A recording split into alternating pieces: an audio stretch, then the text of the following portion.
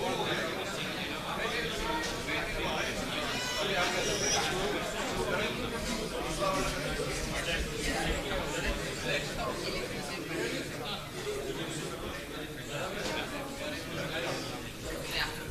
did you get did you get on a call with him? No, I went to a regional, one of my friends, Mohammed Hussein, he knows him very well. He was in Houston, so Sheikh Joe. And the Sheikh Joe does consultations. He does one of those. I learned a lot just through phone calls. Yes, yeah. I learned a lot just like Exactly. I mean, obviously there's so much stuff, so many books, and then also, but the website clarity.fm or something, you pay $25 for the time. that's what I've been. Whenever I've had issues, I just call him, Yeah. and he explains it pretty well. I'm like, oh, Yeah. That's after that I've just used all of this stuff like this. He's so well versed. Yeah. So, so that's all that. And then after that, he said, look, there's some of the things that you're asking for, like the fund that we did together, some of it's straightforward, some of it I have to read. But I'm going to come back to you, either we're going to do something together or we're going to part ways. So I was like, well, if you're going to tell me that I can't, it's not straightforward, I'm not moving forward. So there's no parting ways. He said that I'm going to shelve it and I'm going to do it. And he said, okay, so let me do this couple. And came back and was like, oh yeah, this is actually, what the videos, guidelines and everything. So I was just curious because typically AFU people use it for like stocks.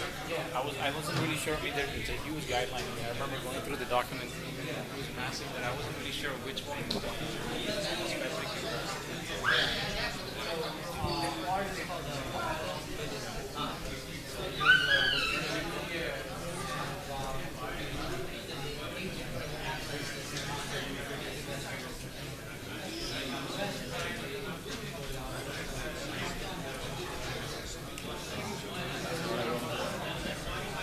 Hopefully you will inspire some of you guys.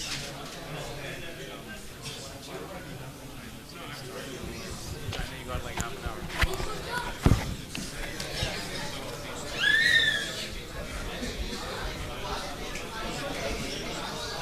Wait, did they give you one?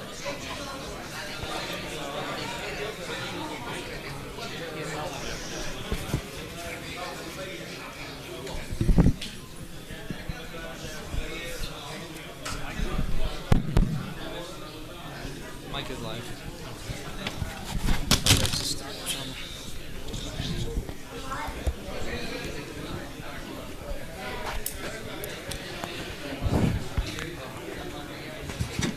Assalamu alaikum, brothers and sisters.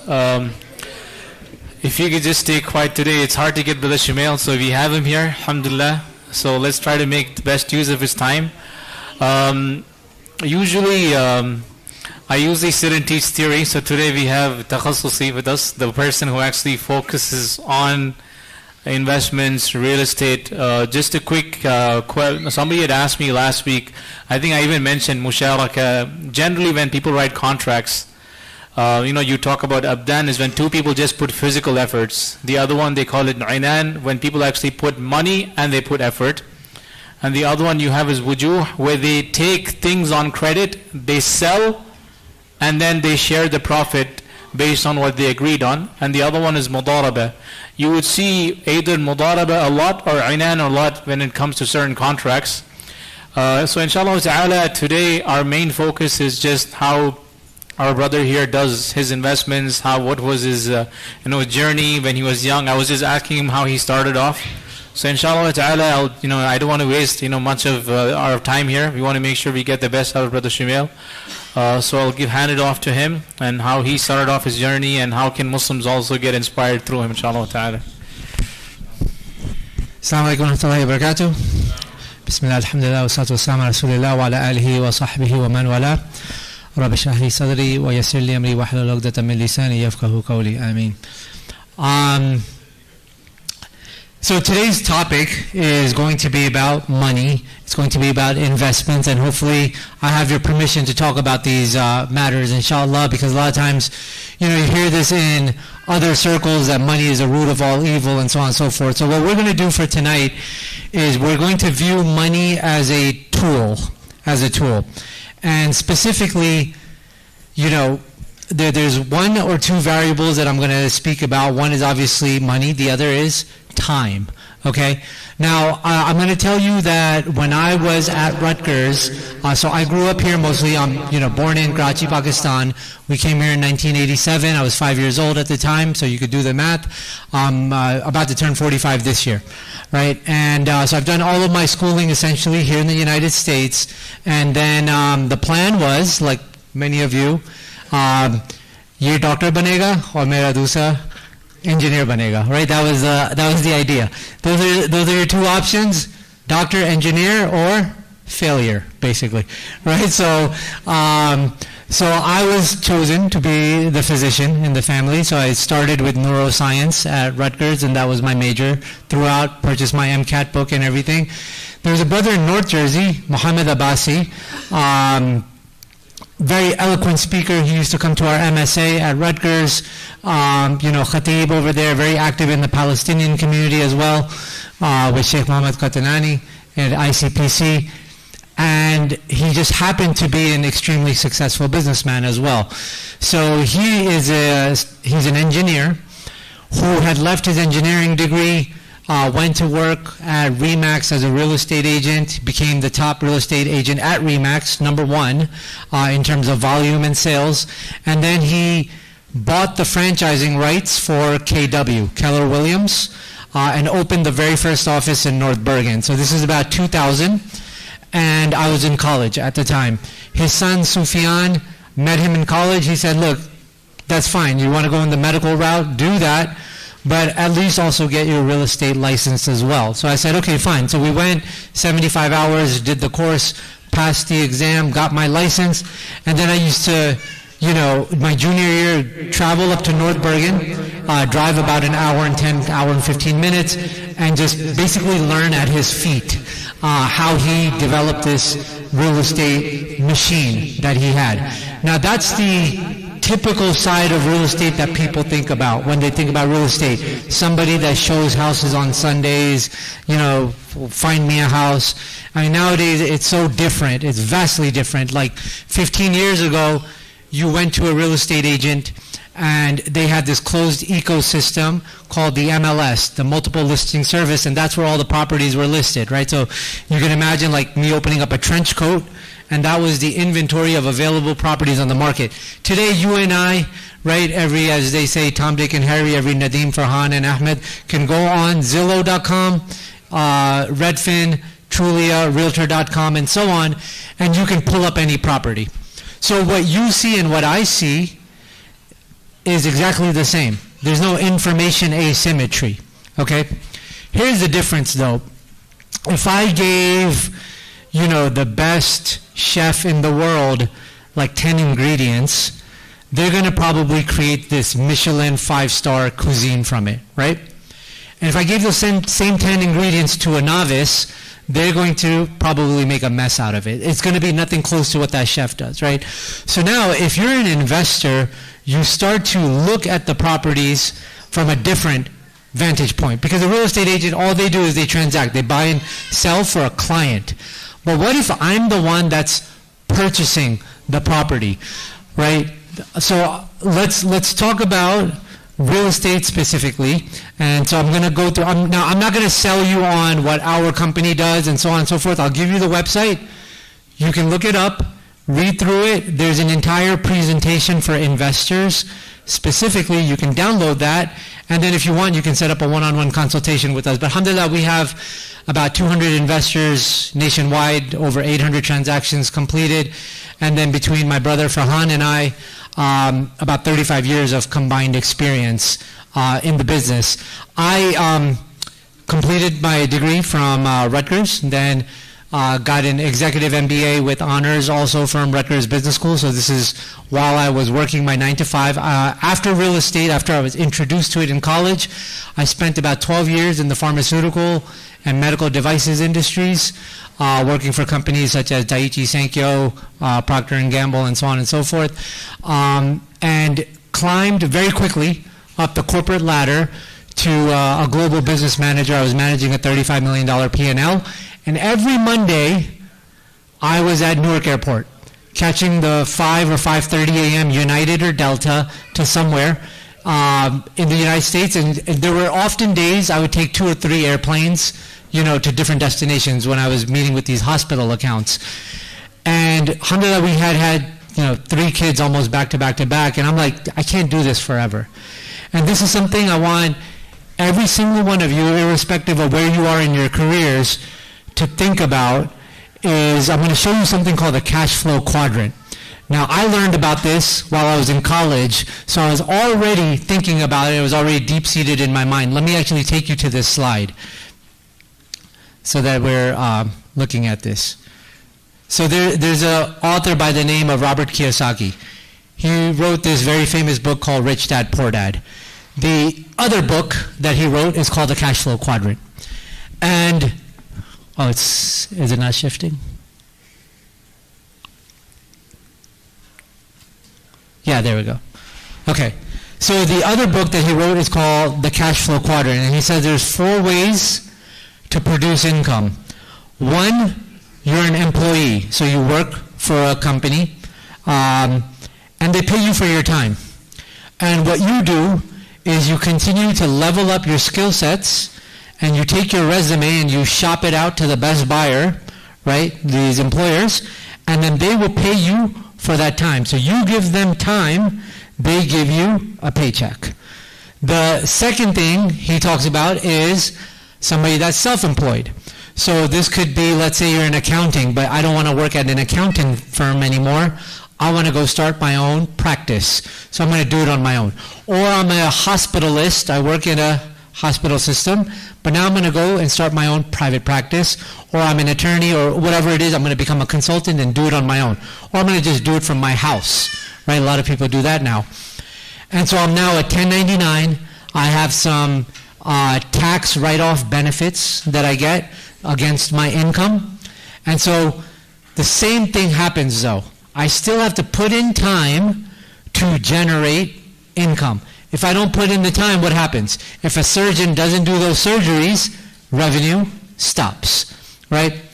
So then he talks about the B category. So ES, B on the top right are business owners.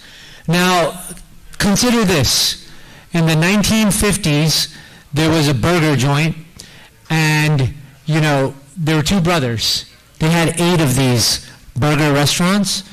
And this ice cream machine salesman walks in, and he starts to look at it from almost like an engineering mind. And he's like, oh, well, we could have one person specialized here, one person running the register, and he bought that restaurant and the naming rights of it and kept the names. Now, do you know who this person was?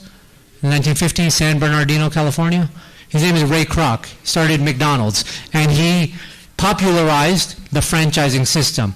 And what the franchising system is I have a system, right, that is so easy that I can put, Kyle at the French fry machine, and if Kyle has a fight with his girlfriend and he's now not showing up to work or whatever, who cares? He's 19 years old. I'll replace him with somebody else. The job is so easy. Think about this. This is a multi-billion-dollar corporation, but it's run on the backs of teenagers. Why? Because they've simplified the system so much. So what is this called? This is called leverage.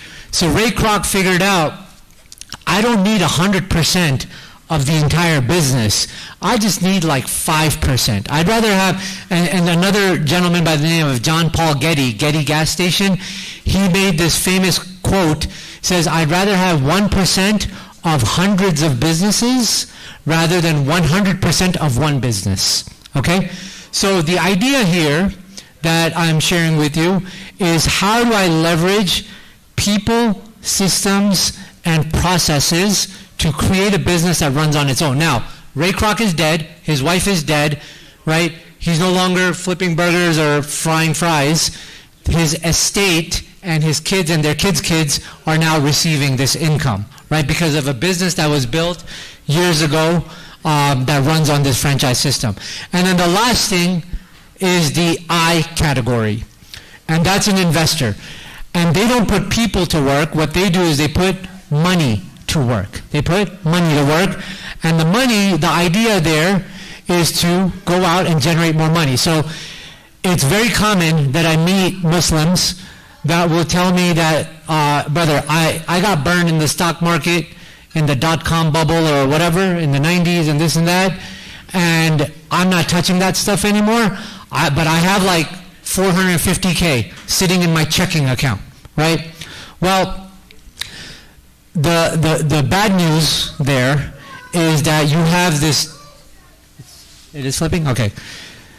When you leave money in your checking account, there's a force that's acting on it, and it's called inflation. So the same basket of goods, right? Milk, eggs, cheese, butter, all of these things are measured by something called the Consumer Price Index. And the price keeps going up and up and up. So those of you that have been in the country 10, 15, 20, 30, 40 years, you remember there was a time where gasoline used to be 95 cents a gallon for regular, right? Just 4 months ago, it was $2.65 at the North Brunswick Costco, right, for regular. Now, it's like $4.05 because obviously we have a macro geopolitical event that's happening, which is the war, right? So what happens is things usually go up. That's what I'm trying to say. But if you leave your money sitting, it's losing 13.7% over a 5-year period. So $1,000 actually becomes something like $860, the purchasing power. And so what I want to do is I want to be able to outpace this inflation, right, by having investments. So a lot of people, this is what they do. They retire, and the money that they have from their retirement, they start living off of that. So let me give you an analogy. Let's say that I'm a farmer, and I have 20 chickens or 20 hens, okay? Now, these chicken, they produce eggs. I can go sell the eggs in the market. I can make more money. I can always buy more chicken to keep it going through the eggs. But if I start eating these chicken, if I start doing, dhabiyah, halal, hand-slaughtered chicken, and start eating the 10 or 15 chicken that I have, pretty soon when I get to the last chicken, I'm going to have no more eggs. People do this mistake all the time. They start to take their retirement money and they start to eat from their retirement money itself. Rather than putting that retirement money to work, produce eggs, to make more money. Does that make sense? So you never want to kill the base, the nest egg, if you will. The nest egg has to be protected at all costs, and I want to grow it. This is the entire purpose of al-Qaf. Al-Waqf, as it was, established by the Muslim civilization, was so that, hospitals, libraries, education centers, masajid, and so on and so forth, irrespective of what the flavor of the government was, they couldn't take over those lands, right? And specifically, if you have money, like now Islamic organizations put together endowments, the goal of the endowment is that principal, the money that everybody that put in the money, that should never go down. That should never go into negative. That has to get invested into safe enough assets so that it produces income, so that we can pay the imam, so that we can, pay the utilities here, and so on and so forth, right? And now, alhamdulillah, finally Islamic organizations are waking up to it. So much so that Yaqeen Institute today is the largest in the United States, over $50 million, right now, $50 million invested, earning 10% in a halal asset class is $5 million. I'm sure that covers, now they have 120 employees or so, but it covers a lot of operating costs and so on and so forth, right? So now let's bring that to the individual level. Coming back to what I was talking about in the cash flow quadrant,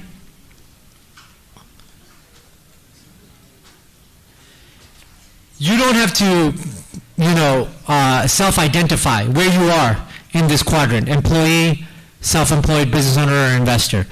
But this is what I want to accentuate and impress upon you, is that if you look at the left side of that vertical black line, he says that 95% of the people are there, and they control 5% of the wealth. So all of the money in the money supply is about 5% is controlled by these 95% of the people, right? So the masses are there, but they control only 5%. On the right side, I think today they put out a big thing that Elon Musk became the first trillionaire to ever exist on the planet or whatever it is. The B's and the I's make up 5% of the people, but they control 95%, right? And it's obviously in our tradition that business, trade, bay is embedded, right, in our tradition. Doing business and investing. So that brings me to real estate. And why real estate as an asset class? So I'm going to share a statistic with you. This is the IRS. This is not me making this up. This is the IRS says this, that 71% of all tax returns declaring $1 million or more in the past 50 years came from real estate or real estate related activities. Now, you know, when COVID happened, I took courses on stocks and, you know, trading stocks and all of that stuff. And I can tell you, most of the asset classes that you study are somewhat difficult to grasp. You know, all of the strategies and the concepts and things like that. Real estate is probably the easiest thing to understand. There's no rocket science behind real estate. I'm going to explain some of these strategies to you. Okay, so let's start now with why real estate is a good asset class. Look at this from 2012 to 2024. Now you guys know, everybody's experienced this. Living in Fords, maybe some of these homes were probably like 300K, 400K, right, at some point. And then you saw this big 35% jump post-COVID. Now, if you talk to most economists and real estate analysts, they'll tell you that's probably not going to come down. Affordability in New Jersey is only going to get harder. Prices are only going to go up. Yesterday, I did a lenders panel with people in the mortgage industry just to, you know, get their take on what's happening in the markets. And everybody's pretty much unanimous that once the war ends, consumer confidence is going to go up, and that's going to unleash this pent-up buyer demand. Buyers are going to come out again. People are waiting on the sidelines right now. People are going to come out again and start buying. Now, when there's more people buying, but New Jersey makes it harder to add more inventory and add more supply, what happens? Supply is limited, demand is high, prices will continue to go up. That's the bad news. The people that's on the other side of this, that are thinking about it from a business mind or an investment mind, will make money, obviously, because if something's almost, we can't say with all certainty, right? Anything can happen. Yom Kippur could happen. We don't know. But with a high level of certainty and conviction, if we can say that prices are going to go up, how do I then position myself in a place where I can actually take advantage of this? Now, let me give you guys something. Let's say I walk out of here, you forget me, we never do anything together. That's perfectly fine. No problem. But some of you or many of you should get together and start buying properties, okay? And start parking your money there. Now, it could very well be that, and by the way, like in Central Jersey and North Jersey, probably doesn't make a whole lot of sense unless you get multifamily properties. But if you get multifamily properties, then you're probably at something like, you know, 450, 500, 600 if you're going to just buy it in cash, okay? So what I recommend instead is 4 or 5 brothers get together, families get together, and you create an LLC, and people fund that LLC, and then based on your contribution, right, you guys own that property together. Now do it correctly, put paperwork behind it, an operating agreement. If somebody passes away, you know, whose heirs does it go to, and all of that stuff. Put all that stuff together and do it correctly. Why? Because if property prices are going to go up, you want to make sure that you're on the front end of it, okay? Now, while that property is owned by you, here's some of the benefits of real estate. you have multiple revenue centers. So you have cash flow that's going to come to you. So let's say Nadeem, Ahmed, and Mohammed get together. They create NAM Holdings LLC. It will cost you $125 and I think like $3.50 processing fee, so $128 to start a New Jersey company, LLC. Now you have the paperwork and everything. You get the EIN letter, takes 2 minutes from the IRS website. You take that to TD Bank Chase, open up a bank account, NAM Holdings LLC, okay? Make one person the designated person to, be the contact person, and then you fund that account from your personal accounts, okay? 100K, 100K, 100K. Now, location is important. Location is important. You've heard of that saying, location, location, location? It's a real estate slogan, right? Let me see like a volunteer, somebody that's brave. What do you think that actually means? Location, location, location. What do you think that means? Just take a stab at it. Anybody who would like to volunteer? Location, location, location. You've heard it before. What does it mean? Foot traffic. Okay. Huh? Revenue. Okay. Some buzzwords? Prime area. Area. Okay. Stay there. Area. So tell me about area. What about area? Schooling has something to do with area, yes. Train station, so TOD, transit-oriented development, yes. Okay, so yeah, you guys are on the right track. I'll give you an example. I live in Franklin Park. The next town over is Princeton, right? A Cape Cod, like 1,200 square feet, 3-bedroom, 1-bathroom in Princeton goes for like $900,000. It makes no sense to buy that thing. The only reason somebody would buy a house like that is to put their kids into the Princeton public school system.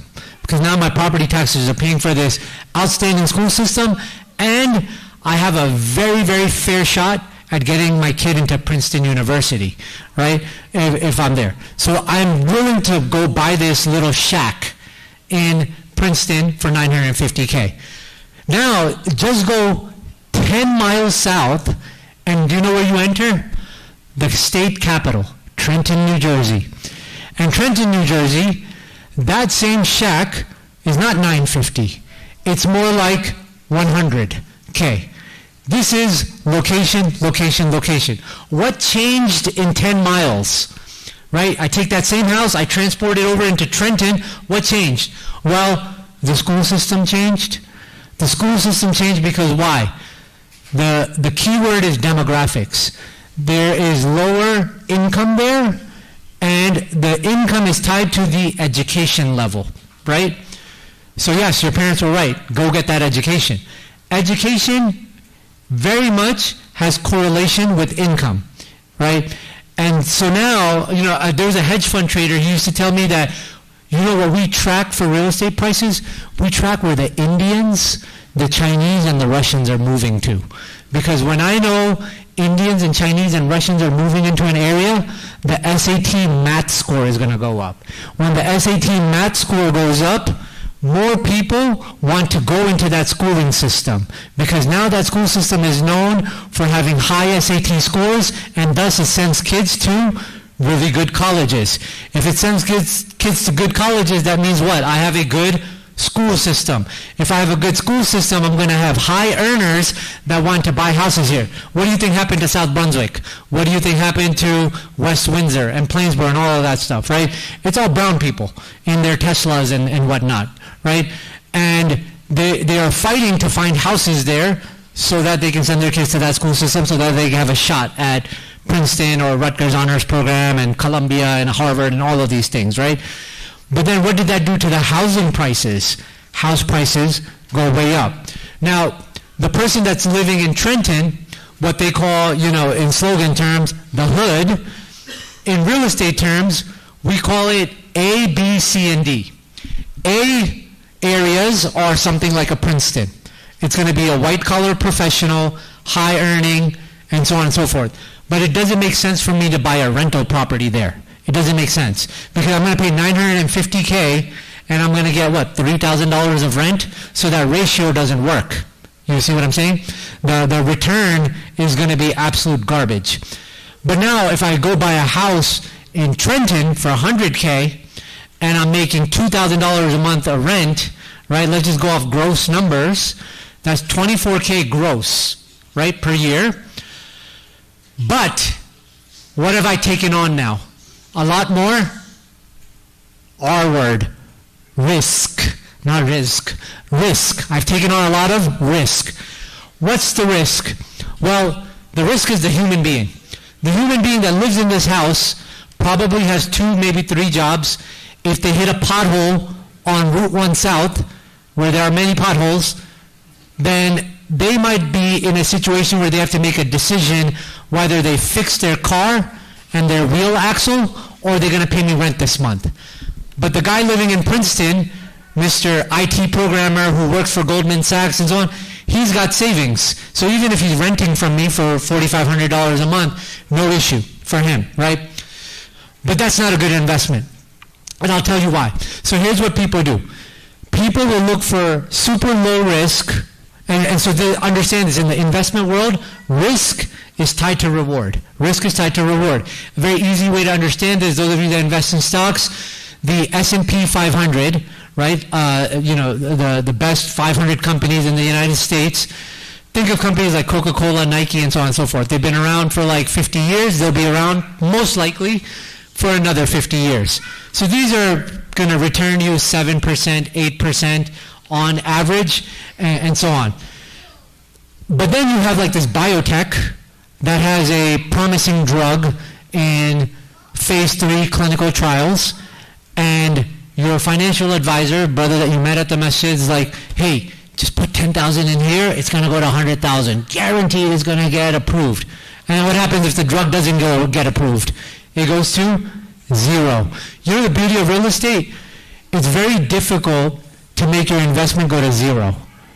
Because at the end of the day, you still have a tangible asset. You have toilets and windows. All that stuff that makes up a house is worth something, right? And what it's really worth is what Maslow calls on his hierarchy of needs, food, water, and shelter. You're providing shelter as a landlord, right? And so housing is always going to be needed, and you're able to get multiple revenue centers from this, right? So this is one of the main points that I wanted to hit on, was that real estate doesn't go to 0, and then risk is tied to reward. So I don't necessarily want to be in Trenton if I don't want to take on too much risk, right? But then I also don't want to be in Princeton where the returns don't make sense, and who's got $950K sitting around to invest, right? I want something where like prices make sense and the rent makes sense. That ratio has to make sense. So not A area and not D area, something like a B and C area. So what is that? I mean, Ford's is perfect. Plainfield is perfect. North Plainfield is very good. Bound Brook is good. Manville, New Jersey is very good. But then if you like go south on 295, those are really good because property taxes start going lower. Because here's the thing with rental properties. The 2 things you always will have to pay is taxes and insurance. You can't get away from that, right? And that's if you want to carry insurance. Some people don't want to carry insurance at all, but what the insurance does, for most people that do carry it, if you have a fire, you have protection there. If the house burns to the ground, you can file a claim, and it protects you for the value of the dwelling, and so on and so forth. But these are expenses that are always going to be there. The problem with Central and North Jersey is that numbers don't pencil out a lot of times because property taxes are high, right? And so if you go to South Jersey, I would look in Burlington County, Camden County. Now, I give this talk to a brother in the Princeton area. He's got, mashallah, now 60 units in Camden. He went all in on Camden, but he went in around the Cooper University Hospital area. Now, he didn't buy all 60 himself. He went to community members. First, he did 2, 3, 4 himself, okay? And he works at Johnson & Johnson, so he has a 9 to 5, okay?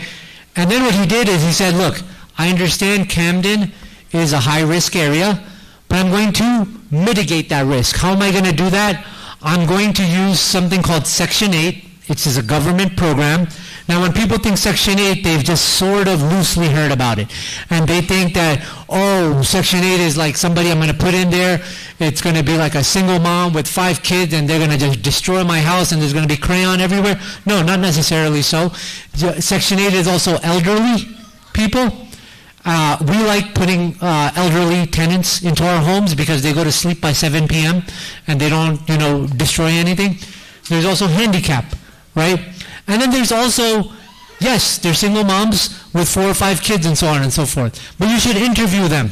And you should interview and see how they're currently living and go to that house. There's a whole, checklist of things that you can do to make sure that the tenant that you're putting in there is going to be a good tenant. But here's the thing. Every month, you get a computer-generated check from the government, right, from HUD, every single month. Now, sometimes it's 100% of the rent. Sometimes these people work also, so they contribute 20, 30%. The government pays the other 70%.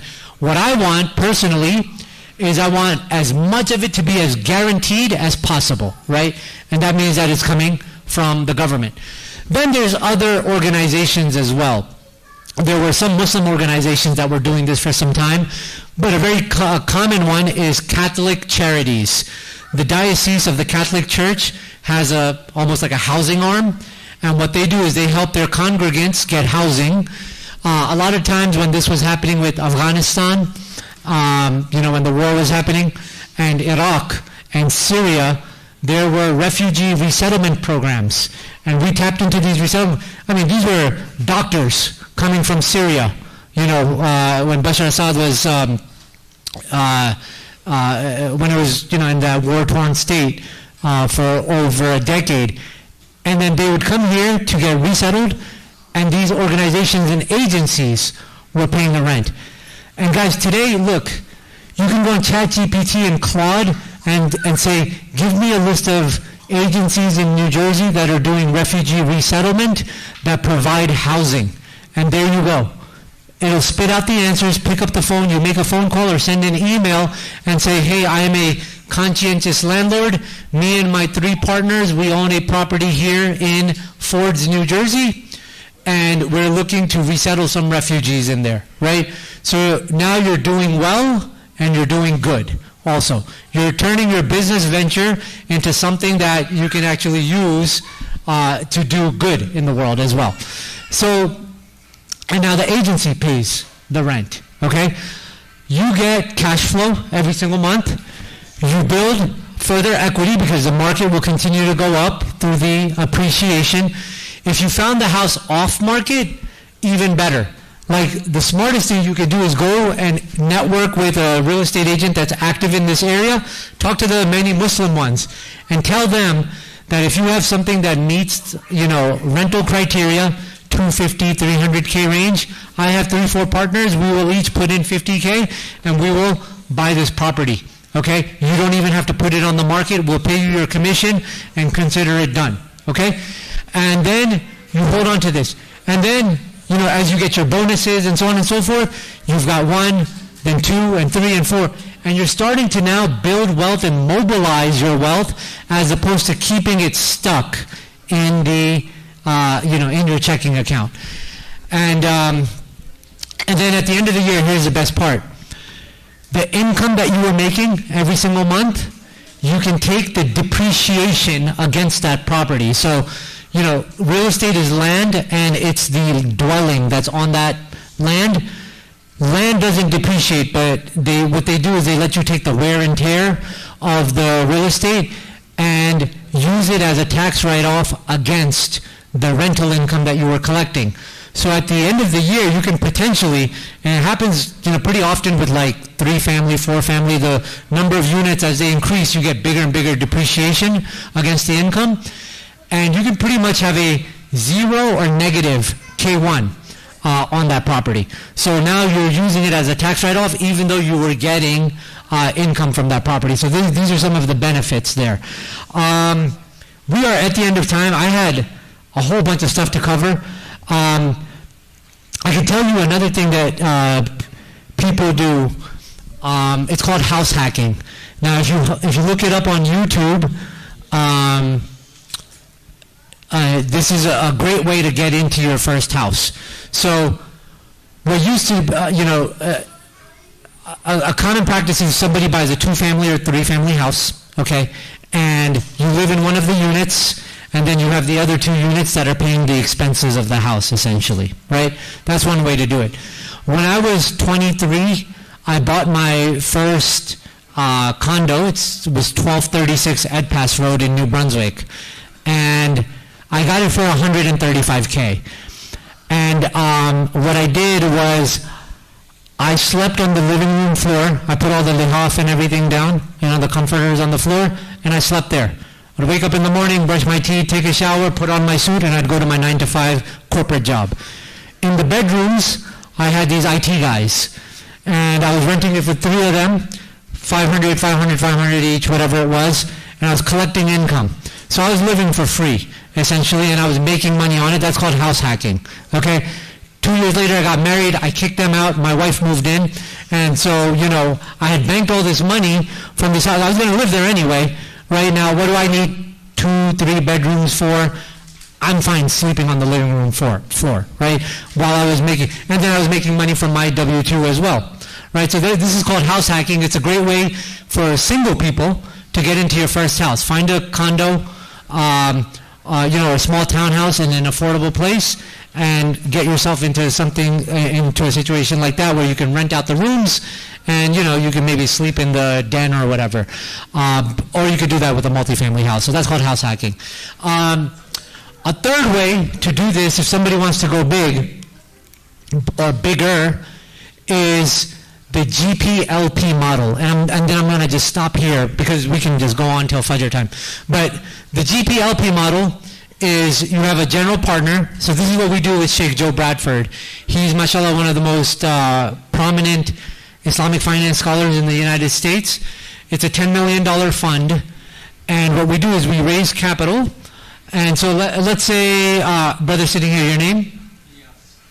Ilyas. Okay, so let's say Brother Ilyas has a lot of contacts in the community. He knows Dr. Fulan and Dr. Fulan and Dr. Fulan and so on, okay? Brother Ilyas says, look, I've got 2, 3, 4 properties. As a matter of fact, this is exactly what the brother in Princeton, the Camden example that I was giving you. He's a Johnson & Johnson IT guy, and he has no relevant real estate experience. He bought 1, 2, 3, 4 properties, and then he figured it out. Like, I need to have a handyman nearby to fix things, and then I just need to know how to collect the rent. That's it. Not rocket science, okay? Now I've got 3, 4 case studies. And now I can go, and now this part is important, right?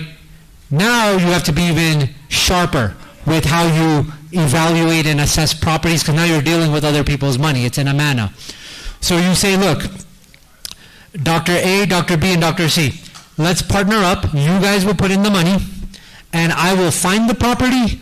I will get it renovated. I will collect the rents. I will do the distributions. I will do the bookkeeping, everything, A to Z. I keep 30%. You brothers will get 70%. Okay, or let's just easy math, right? I will keep 25%, and you brothers will get 75%. So 25, 25, 25 per doctor, right? And if you do the math and it pencils out to like a 8 to 10% return, they're happy. Okay? So if each put in 100K, that means that they're making 8,000 to 10,000 per year from the rental income. Okay? Plus, you're sharing the equity. So as 5 years later, this house is worth, now let's say 100K more. You own 25K more. You're 25K richer on paper, and they are as well. Now, what's amazing about this is sky's the limit for you, Brother Ilyas, because now you just have to do 2 things. You have to find the property, and you have to find the capital. And then you're just performing a nikah between the capital and the property, okay? And you just keep doing that over and over again, and you don't have a single penny in any of these deals. They have the money, but you are putting in the sweat equity, right? You're putting in the knowledge, the expertise, and the time. And they're making passive income through it. It's a win, win, win for everybody across the board, right? right? And so this is called the GPLP model, where you have a general partner who's the one doing all the work, and then you have a limited partners. These are your passive income collectors, essentially. They don't have any decision-making process or anything. You have to go through some of the legal paperwork. It costs about $8,000 to $10,000 to set up with an attorney properly, but that's something that you can do. And with that, inshallah, I'm done. We'll open up for Q&A. That's nice. It's over for Q&A. What is it? Before they ask us to get off. Okay, yes. So that's it, 9:40. We'll take maybe 3 or 4 questions, but this is what I'll do.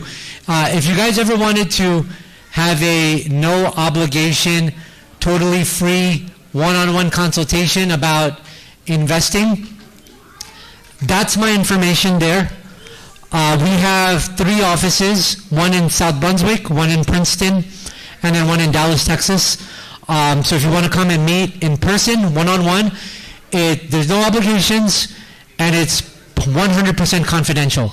So, if you want to talk, last thing that I want to just mention, this is very important.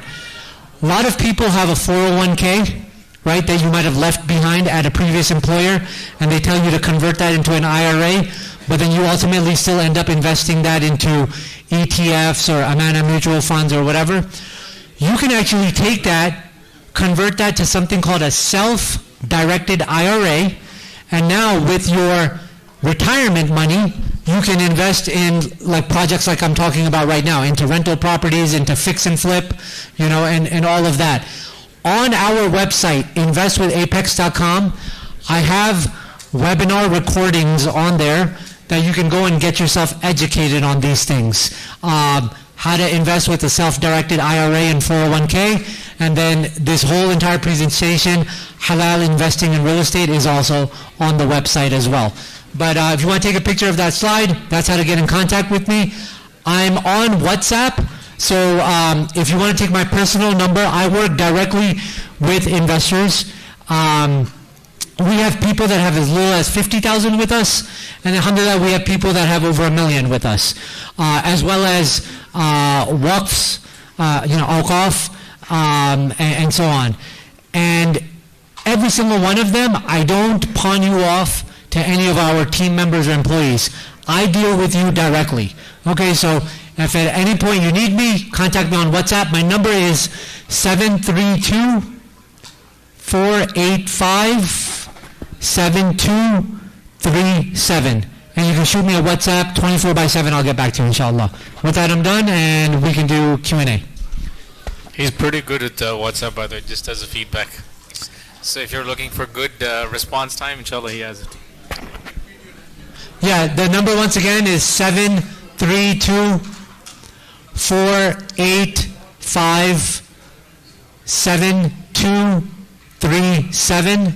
That's my personal cell, and that's my office phone. Okay. We'll take a couple of questions if anybody has any questions, general, specific, to real estate investing. Yes. Just say your name and your occupation, brother, just so I have a quick background, and then ask the question. Student?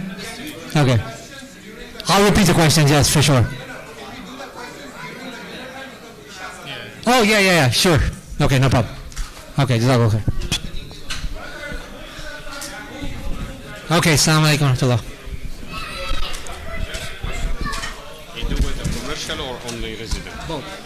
But only, so for commercial we do apartment buildings, 5 to 15 units, but no stores or shops. But I have a property in the middle of Perth and Boyd, downtown. It's 4th floor. The exact cross-street from train station. Oh, okay. It's going to be start very soon mixed use. Oh, okay. You can invest with me, potentially, yes. Yeah. Can you take my number and shoot my message? Yes, sir. That's my number. I have another question. I want to have Yeah, so we'll do a one-on-one then. Yeah.